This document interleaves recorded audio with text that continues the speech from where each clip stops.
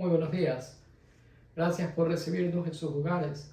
Les damos también nosotros la bienvenida a ustedes, contentos de poder llegar a cada uno de vosotros. Les damos gracias por haber dispuesto estos minutos en esta mañana del domingo. Teniendo otras cosas que hacer, ustedes han elegido escuchar la palabra de Dios y han hecho una buena elección. Los saludamos con mucho cariño desde aquí. La palabra del Señor dice: esperamos confiados en el Señor. Él es nuestro socorro y nuestro escudo. En Él se regocija nuestro corazón, porque en su santo nombre hemos confiado. Que tu gran amor, Señor, nos acompañe, tal como esperamos de ti.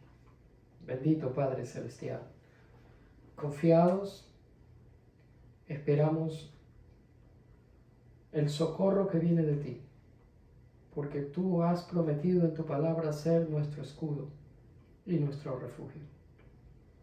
Nuestro corazón se goza de alegría y en nuestras entrañas hay gozo, porque tu nombre está por encima de todo nombre y es digno de ser confiado.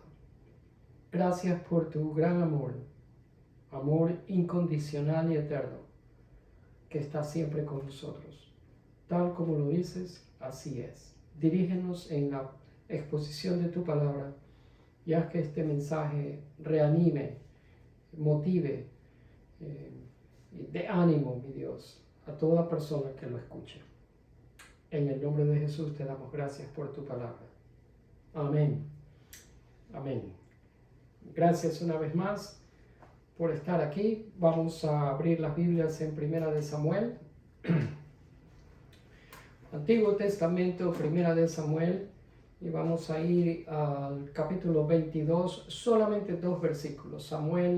Primera de Samuel 22, versículos 1 y 2. La palabra del Señor dice así: Entonces David salió de Gat y escapó a la cueva de Adulán. Al poco tiempo sus hermanos y demás parientes se unieron a él allí. Luego comenzaron a llegar otros, hombres que tenían problemas, o que estaban endeudados, o que simplemente estaban descontentos. Y David llegó a ser capitán de unos 400 hombres. Bendita sea la palabra del Señor, eterna y maravillosa por siempre. El título del mensaje es Aprendiendo en las cuevas. David hizo eso. David aprendió en las cuevas. Lo que pasa es que algunos de nosotros creemos que en las cuevas no se aprende nada. Y algunas veces estamos bajo la equivocada impresión que aquellos que aman a Dios y caminan con Dios nunca van a estar en una cueva. Nunca van a tener ningún problema, nunca se van a enfermar, nunca se van a sentir solos, ni nunca van a tener un sentimiento de desilusión. Pero el mensaje de esta mañana echa por tierra todas esas ideas, producto de la convincente evidencia que encontramos en estos 2 versículos, en 1 Samuel 22 que acabamos de leer. En este pasaje vemos a David huyendo del rey Saúl, que estaba tratando de acabar con su vida. Y no solamente que Saúl lo perseguía, sino que David fue profundamente traicionado por amigos íntimos y por algunos seres queridos de su propia familia que él amaba. Y me pongo a pensar que esa experiencia debió haber sido muy dolorosa para David. No se diga solamente por la persecución y por tratar de salvar su vida, la persecución que estaba siendo objeto de Saúl y de todo su ejército. La palabra dice que David vivió en cuevas por un largo e impreciso periodo de tiempo. No sabemos con precisión cuánto tiempo. Pudieron haber sido años, quizás 10 o 12 años. La cueva es sinónimo de oscuridad. Y todos esos entornos oscuros en nuestra propia vida nos ofrecen una perfecta oportunidad para que nosotros clamemos en humildad delante de la presencia de Dios y para que le confiemos a Él y solo a Él por ayuda y sostenimiento. Porque en el momento en que la persona está en una cueva, no puede recibir ayuda ni sostén de nadie excepto de Dios, siempre y cuando la persona clame al Señor en humildad por ello. Posiblemente usted conoce a alguien que vive en una cueva. Y cuando digo eso no me refiero literalmente a una cueva, sino que estoy hablando emocionalmente. Está en una cueva. Claro que con solo mirar a la persona a la cara es difícil determinar si esa persona está viviendo en una cueva o no. La cueva es un lugar oscuro, sombrío, húmedo, frío. La cueva es un lugar desilusionante, solitario. Y lo peor de todo es que cuando la persona está en la cueva, el compartir esa experiencia, el confesar esa verdad de lo que está pasando con otra persona no es nada fácil. No es nada fácil decir cómo se está sintiendo uno cuando se encuentra en una cueva, porque la situación en ese momento es simplemente desesperante y muy dolorosa. Si ven, nosotros los humanos hablamos a otros acerca de lo que estamos haciendo. Usted dice, oh, estoy remodelando mi casa, o estoy haciendo planes de comprar una casa, estoy en planes de irme de vacaciones, estoy preparando la compra de un carro, pero muy rara vez nosotros hablamos con otras personas acerca de cómo nos sentimos interiormente. A veces mencionamos ciertas victorias espirituales, pero escondemos las derrotas y luchas que estamos teniendo. Y eso nos hace sentir solos y fuera de lugar, aun cuando estamos rodeados de gente. Afortunadamente, cuando nosotros vamos a la Biblia, nos encontramos en compañía de otros que también tuvieron sus luchas y hablaron abierta y honestamente acerca de ellas. Hombres como David, como Job, como Pedro, como Tomás y aún incluso el mismísimo apóstol Pablo. Estos hombres tuvieron la valentía de hablar abierta y honestamente de sus luchas. Y a veces se encuentra un poco frustrante que nosotros sabemos más de estos personajes bíblicos que la persona que se sienta al lado nuestro en la iglesia. O sabemos más acerca de estos personajes bíblicos que el propio familiar nuestro que comparte a menudo con nosotros. Es triste decir eso, pero creo que es una realidad. ¿Por qué? Porque simplemente, como dije hace un momento, no es nada fácil el compartir con otros cómo nos estamos sintiendo. La semana pasada habíamos visto que el Señor le quitó a David todas las muletas en las cuales él se estaba sosteniendo. Y la última que mencionamos fue cuando perdió su propia autoestima. Fue a ver a Aquis, el rey de los filisteos, y fingió locura por temor a que lo arresten y lo maten.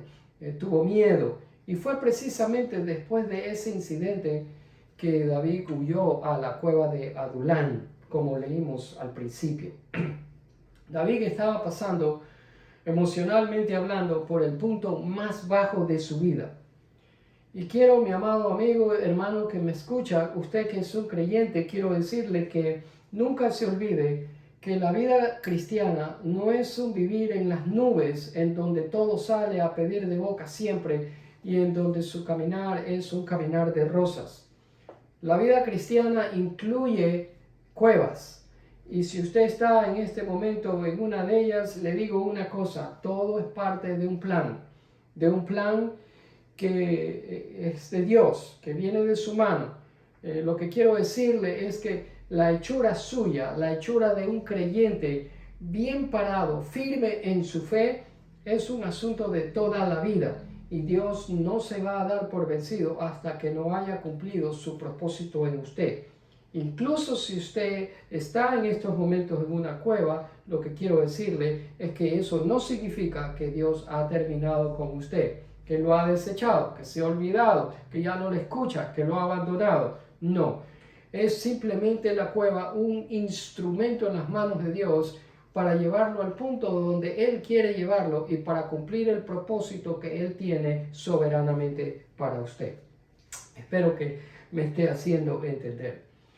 La pregunta que me hacía mientras leí estos dos versículos de 1 Samuel 22 es cómo David se estaba sintiendo ese día cuando se refugió y se escondió en la cueva de Adulán. Pues para saber eso, tengo que llevarlos, aunque sea brevemente, a 3 salmos, porque son en los salmos donde encontramos mucha información de cómo David se sintió estando en esas cuevas. Muchos de los salmos fueron escritos precisamente por el propio David cuando estaba pasando por experiencias como la que estamos hablando en esta mañana, David en la cueva de Adulán. En primer lugar, David se escondió, pero era una cueva desprotegida. Él no tenía amigos que monten guardia, para decir, mientras él descansaba en el interior de la cueva. Es decir, que David en esos momentos no tenía ninguna seguridad en absoluto. Es más, él huyó, por lo tanto me hace pensar que tampoco fue preparado con comida, no tenía compañía, no tenía nadie con quien hablar, no había promesas, simplemente no tenía nada a qué aferrarse. David estaba en la cueva de Adulán solo, lejos de todos y de todo. ¿Cómo lo sabemos? Quiero llevarlos brevemente al Salmo 142. Los voy a llevar a 3 salmos, 142, Salmo 57 y luego termino con el Salmo 34. Los 3 fueron escritos cuando David estaba en la cueva y los 3 nos indican diferentes etapas en este proceso en los cuales David estuvo en la cueva y nos dejan ver cómo él manejó esa situación. Y ahí es donde quiero llevarlos para que nosotros aprendamos de esa experiencia de David. En primer lugar, el Salmo 142 es un salmo instructivo. ¿Cómo sé yo eso? Porque el título lo dice. Por eso es que le digo que cada vez que usted lee un salmo, no se salte el título y vaya directamente al versículo 1, 2 y empiece a leerlo. El título es importante. El título dice mucho acerca de lo que viene después. El Salmo 142 encontramos un título que dice Másquil de David. Un másquil es una instrucción, por lo tanto, este es un salmo instructivo. David la escribió para que otros como usted y como yo, otros como nosotros, aprendiésemos de esta experiencia que él estaba pasando en el interior de esa cueva. Observe usted lo que dice David: con mi voz clamo al Señor, con mi voz pido al Señor misericordia. Delante de Él derramo mi lamento, delante de Él expreso mi angustia. Miro a la derecha y observo, y no hay quien me reconozca. No tengo refugio, no hay quien se preocupe por mi vida. A ti clamo, oh Señor, y digo, tú eres mi refugio, tú eres mi porción en la tierra de los vivientes. Escucha mi clamor, porque estoy muy afligido. Líbrame de los que me persiguen, porque son más fuertes que yo. Estas son palabras muy deprimentes si usted las lee cuidadosamente y puede leer entre líneas el estado emocional en que David se encontraba en esos momentos. Imagínese, use su imaginación por un momento, cómo debió haber sido el estar en una cueva fría, maloliente, húmeda y oscura. Dijimos que David en ese momento no tenía absolutamente nada.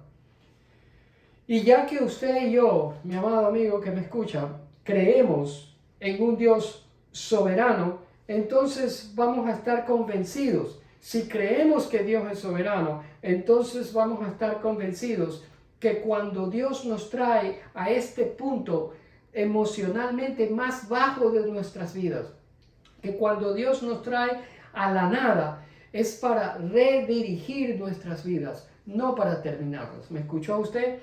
Cuando Dios nos trae al punto más bajo emocionalmente hablando en nuestras vidas, es para que nosotros redirijamos nuestras vidas, no para terminar con ellas. Entiéndalo muy bien. Porque el ser humano no piensa como Dios. Si ve, cuando nosotros fallamos, el ser humano nos dice: tú perdiste esto y aquello, tú ocasionaste eso y esto, tú arruinaste eso y esto, por lo tanto termina con tu vida. Pero Dios no nos dice eso. Dios dice: de ninguna manera. Estás en la cueva, redirige tu vida, porque la primera dirección en que ibas estaba equivocada. Eso nos dice Dios, y eso fue precisamente lo que le dijo a David: redirige tu vida, porque la dirección en que ibas estaba equivocada. David estaba solo en esa cueva. No tenía nadie alrededor suyo. Y observe lo que Dios hizo. Le voy a mostrar lo que Dios hizo. Observe el desafío que Dios puso delante de David. Observe lo que Dios le trajo a David. Observe quiénes vinieron a verle. En el versículo 22 del mismo Salmo 142, en 1 Samuel 22 dice que David se fue después de huir del rey Aquis, del rey de los filisteos. Huyó a la cueva de Adulán. Cuando sus hermanos y toda la casa de su padre oyeron esto, fueron allá a verlo a él. ¿A quién fueron a verlo? A David. ¿Quiénes fueron? David, quizás el padre de David también. Yo no sé si usted sabe esto, pero muy poco le importaba a la familia de David la vida de David. Es más, nosotros leemos que desde que Samuel ungió al nuevo rey que iba a ser de Israel, fue a la casa de Isaí, del padre de David, y el padre le presentó a los hermanos mayores de David, pero no le presentó a Samuel, a David mismo, y se los trajo uno por uno, creyendo que uno de los hijos mayores, que eran altos, fornidos y apuestos, iba a ser el escogido por Dios. Pero Samuel dijo: no es ninguno de estos. Estos son todos tus hijos. No tienes a otro más. Y el hombre le costó darse cuenta que el menor de ellos, David, no estaba presente en medio del resto de los hermanos. Y dijo: sí, el menor es... Pero ¿qué te vas a fijar en ese? Le dijo. Si él está a cargo de mis ovejas. Y Samuel le dijo: tráelo a casa. Y resulta que ese precisamente, el desechado, fue el escogido por Dios para ser el futuro rey de Israel. Los hermanos mayores de David tampoco se llevaban bien con él. Por alguna razón, siempre le estaban cayendo encima. Por lo tanto, nos extraña ver que en esta ocasión el Señor soberanamente lleva a los familiares, a los hermanos de David, para que le hagan compañía a David. Cosa extraña, pero Dios los motivó a que fueran donde él. Yo no sé cómo David se sintió al verlo a ellos, porque la verdad es que cuando la persona está en una cueva, uno no quiere saber absolutamente nada de otras personas. No quiere estar alrededor de nadie. Por lo general, lo único que quiere estar es solo. Y quizás así fue como David se sintió. David quizás pensó: yo no puedo ni con mi propia vida, no puedo ni cuidarme a mí mismo, ¿cómo voy a poder cuidar al resto de mi familia, a mi padre o a mis hermanos? No animó mucho eso a David. Sin embargo, no fueron los hermanos y el padre de David los únicos que el Señor le llevó para que hagan compañía a David, sino que le llevó a otra gente. Observemos el siguiente versículo. Dice: luego, después de eso, después que llegaron los hermanos de David, comenzaron también a llegar otros. ¿Quiénes eran esos otros? La palabra dice: hombres que tenían problemas, hombres que estaban endeudados, hombres que simplemente estaban descontentos. Y David llegó a ser capitán de unos 400 hombres. Fíjense, esta gente se le unió a David en la cueva de Adulán.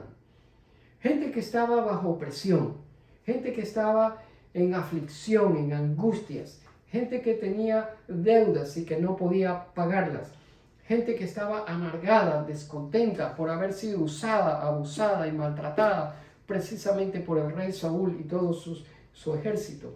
¿Qué estaba pasando? Pregúntese, ¿qué es lo que estaba sucediendo? Pues Dios estaba redirigiendo la vida de David.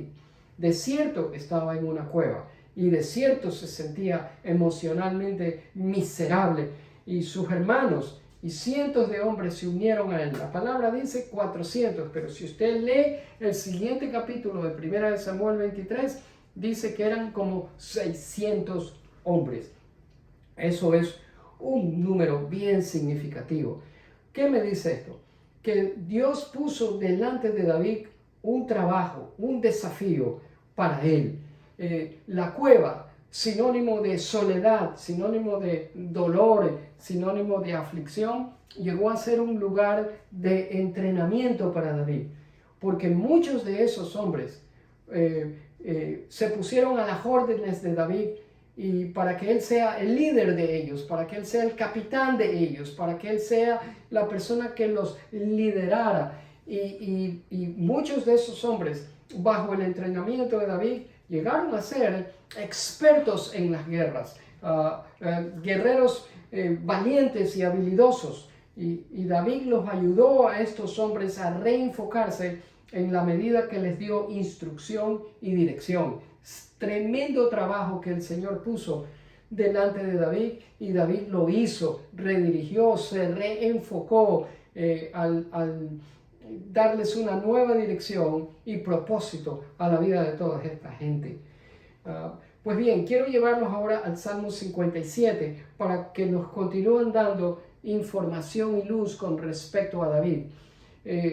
No sé en qué orden fueron escritos estos salmos. En las Biblias nuestras tienen un número, 34, 57, 120, 142, pero originalmente los salmos no tienen número. Y a mí me parece que el orden es de atrás para adelante, porque en Salmo 142 vemos a David postrado adorando a Dios con el rostro en tierra. En el Salmo 57 lo vemos de rodilla, y en el Salmo 34 ya lo vemos de pie. Así que por eso es que me atrevo a decir que empieza con el Salmo 142, que fue probablemente el primero que lo escribió, luego el 57 y después el 34, los tres salmos que le escribió en la cueva de Adulán. Observemos en el Salmo 57 y observemos el título, de nuevo es importante, dice: al músico principal sobre no destruyas. Es un mitán. ¿Qué significa un mitán? Mitán significa un himno o una poesía que está grabada sobre una tabla. Era considerada entonces una joya preciosa. Por lo tanto, este salmo, el Salmo 57, es considerado, y deberíamos considerarlo, una joya preciosa. Veamos dónde David puso sus ojos si nosotros leemos en los primeros versículos. Dice así: ten misericordia de mí, oh Dios, ten misericordia. Ya usted sabe, ni bien lee esas palabras, en dónde estaban puestos los ojos de David. En otro salmo le dice: en ti, Señor soberano, tengo puestos los ojos. Y eso es precisamente lo que está diciendo aquí. Ten misericordia de mí, ¿quién? Tú, Señor, ten misericordia. ¿Por qué? Porque en ti busco protección. Me esconderé bajo la sombra de tus alas hasta que haya pasado el peligro. Clamo al Dios Altísimo, al Dios que cumplirá su propósito en mí, al Dios que siempre me brinda su ayuda. Desde el cielo me tiende la mano y me salva. Y miren, los versículos 5 y 11 son iguales. Seas exaltado sobre los cielos, oh Dios, y sobre toda la tierra tu gloria. Fíjese cómo David exalta el nombre del Señor. Seas exaltado sobre los cielos y sobre la tierra tu gloria. En el Salmo 142 que cubrimos hace un momento, David dijo, estoy en una cueva, Señor, estoy solo, todo se acabó, no tengo a nadie conmigo, no hay nadie a quien yo le importe. Y aquí en el Salmo 57 hay un cambio. Dice, ten misericordia de mí, oh Dios, porque, ¿por qué le dice eso? Porque ya no podía más. David le dice, estoy a punto de venirme abajo, suple esa necesidad mía, oh Dios. ¿Se da cuenta usted? Esto es un clamor, esto es una declaración de total dependencia en Dios. Y yo me pregunto, ¿a qué se debe el cambio? Pues vayamos al Salmo 34 para ver eso. En el Salmo 34 vemos una gran diferencia en la actitud de David desde donde empezó en el Salmo 142 en la cueva, sintiéndose solo, abrumado, afligido, entristecido y a punto de morir, hasta el Salmo 57 en donde clama y le declara su total dependencia en Dios. Y ahora en el Salmo 34 vemos que le dice a los que están con él, tanto a familiares como a esos hombres que vinieron a hacerle compañía, les dice, engrandezcan al Señor conmigo, exaltemos aún su nombre. Voy a llevarlos así, fíjese, este es el versículo 3, y les dice, engrandezcan al Señor conmigo, exaltemos aún su nombre. Usted puede leer todo el Salmo 34, de hecho, le exhorto a que lo haga, porque es un salmo hermoso. Yo solamente voy por cuestión de tiempo a cubrir 3 o 4 versículos. David les dice a esos 400 o 600 hombres en este versículo 3 que pongan sus ojos en el Señor, que engrandezcan al Señor, que exalten el nombre del Señor. Y luego en el versículo 8, a los que estaban afligidos y angustiados les dice, prueben y vean que el Señor es bueno. Dichosos los que en Él se refugian. Luego en el versículo 9, David les dice a los que estaban abrumados por las deudas que no podían pagar, teman al Señor ustedes, los de su pueblo santo, pues los que le temen tendrán todo lo que necesitan. Tendrán lo que necesitan hasta para pagar sus deudas. Y luego en el versículo 10 les dice a los que estaban descontentos y amargados, a los que confían en el Señor, no les faltará ningún bien. Y finalmente en el versículo 19, esta es la lección final para usted y para mí. David dice, muchas son las angustias del justo, pero el Señor lo librará de todas ellas. Es como que David dijera, muchas son las cuevas del justo, pero de todas ellas lo librará el Señor. Amén, ¿verdad que sí? Quiero darle 3 aplicaciones y con eso terminar. ¿Cómo ocurrió el cambio en la actitud de David? ¿Cómo así? ¿Qué lo hizo cambiar? En primer lugar, el profundo dolor y sufrimiento de David le hizo admitir su necesidad. Si ve, cuando usted está profundamente dolido y tiene una necesidad, esa necesidad necesita ser compartida, necesita ser declarada con alguien. Y si usted no tiene a alguien alrededor suyo, necesita que usted se la declare a Dios. Eso fue precisamente lo que dije hace un momento que David hizo en el Salmo 142. Estaba en la cueva de Adulán solo, no había llegado nadie. Y David declaró al Señor la necesidad que tenía. Necesitamos hacer lo mismo que David. Para confesar la necesidad que nosotros tenemos a Dios, necesitamos ser abiertos, honestos y vulnerables y dejar a un lado cualquier vestigio de orgullo que haya en nosotros y que no nos va a dejar a nosotros admitir que tenemos una necesidad. David admitió su necesidad, se abrió su corazón al Señor, se lo dijo con toda honestidad, se presentó delante de Él como una persona vulnerable, despojada de todo orgullo, y eso nos enseña a que nosotros también hagamos lo mismo. El dolor nos hace ir a Dios de esta manera. En segundo lugar, David fue lo suficientemente honesto en clamar a Dios por ayuda. Eso es lo que hizo en el Salmo 57. Al ser humano no le gusta clamar por ayuda, porque el ser humano tiende a ser arrogante y autosuficiente. Y el pedir ayuda hace que la gente lo vea a él como incapaz y ineficiente, débil. Un esposo no le gusta pedir ayuda a su esposa, tiene miedo a hacerlo por temor a perder autoridad, por temor a perder presencia delante de ella, cuando la realidad es precisamente todo lo contrario. No es que va a perder nada cuando pide ayuda, por el contrario, va a ganar, porque una esposa que su esposo pide ayuda lo va a querer mucho por la manera vulnerable y humana en que él se presenta. Y la tercera aplicación es: David fue lo suficientemente humilde para escuchar las palabras de Dios. Y eso es lo que vemos en el Salmo 34. Él escuchó las palabras de Dios cuando le dijo que muchos son los problemas, las angustias del justo, pero que de todas esas angustias lo librará el Señor. Y David le creyó a Dios. Cuán trágico es, mi amado amigo que usted me escucha, cuán trágico es el hecho de que podemos vivir en una cueva tras otra y nunca aprender nada de Dios. ¡Qué desperdicio de tiempo! Mientras leía este pasaje, solamente estos 2 versículos de 1 Samuel 22, con las implicaciones que estos 2 versículos tienen, pensé, y quiero confesar, pensé en el Señor Jesús, viniendo de su glorioso trono en los cielos.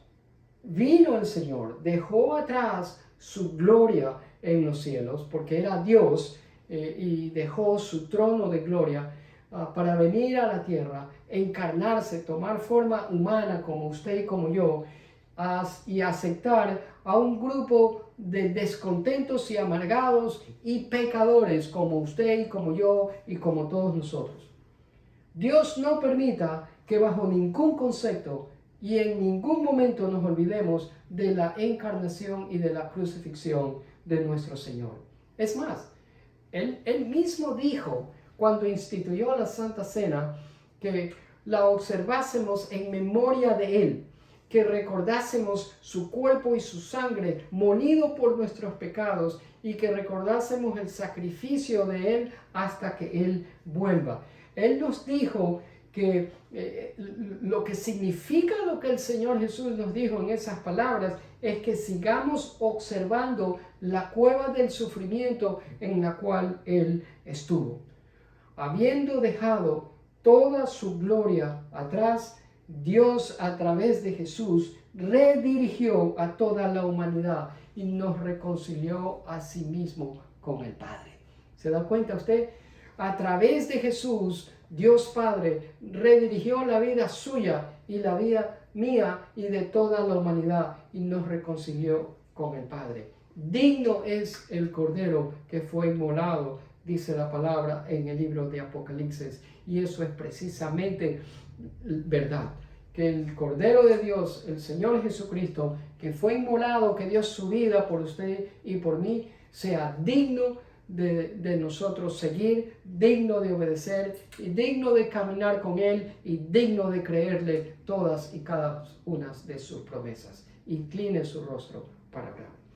Padre bendito, gracias por este pasaje corto, simplemente 2 versículos, pero tan llenos de contenido para nosotros en estos días. Gracias por David, un hombre conforme a tu corazón, que pasó por experiencias que nos dejó a nosotros para que aprendamos de ellas. Gracias por no haberlo dejado solo. Gracias por haber cumplido tu propósito en David. Gracias porque no terminaste con él cuando se encontraba en el momento más bajo de su vida. Gracias, Señor, porque lo mismo haces con nosotros. Cuando estamos por aflicción y por dolor, no nos abandonas, sino que nos reenfocas, nos rediriges nuestra mirada y nos pones retos y desafíos para que nosotros volvamos a empezar. Tu palabra dice que al que ama a Dios, todas las cosas le ayudan a bien. Y nosotros creemos que tú eres un Dios soberano, que precisamente lo mismo que hizo con David, lo haces con nosotros también. Y estamos profundamente agradecidos de que no te hayas olvidado de nosotros y que estés junto a nosotros en todo momento, Señor. Gracias porque al empezar esta semana nosotros ponemos nuestras vidas al cuidado tuyo, porque tú eres nuestro protector y nuestro resguardo, tú eres nuestro escudo y te estamos confiando la vida nuestra y de cada uno de nuestros seres queridos, incluyendo nuestros niños. La salud de nosotros, la salud de ellos, la salud de ustedes, cada persona que usted está pensando en este momento, familiar, amigo, compañero de trabajo, conocido, vecino, preséntenlo delante del Señor, esposo o esposa, hijos, y dígale que el Señor lo guarde, lo cuide y ponga su mano de bendición sobre la cabeza de cada uno de ellos y que cada uno de ellos, las vidas sean restauradas y edificadas en Jesús. Gracias te damos, Señor, por oír nuestra oración. Declaramos tu palabra de verdad en la vida de cada uno de nosotros y todo aquel que escuchó este mensaje y todo aquel que escucha esta oración y que esté en acuerdo con nosotros, que reciba de ti todo lo que él necesita. Y si hubiere cualquier persona descontenta, que medite y se dé cuenta que tú eres bueno y que siempre has sido bueno. Gracias te damos, Padre. Bendecimos tu nombre en esta mañana y te damos gracias por tu palabra. Palabra de vida, palabra de aliento, palabra de verdad. En el nombre de Jesús te damos gracias. Amén y amén. Gracias por haber estado con nosotros estos minutos. Comparte el enlace, rediríjalo a familiares y amistades para que ellos tengan la oportunidad de escuchar lo que Dios dice para ellos también. Con la ayuda del Señor, nos veremos el próximo domingo. Hasta entonces les deseamos, mi esposa y yo, que tengan una excelente semana en el Señor. Dios les bendiga.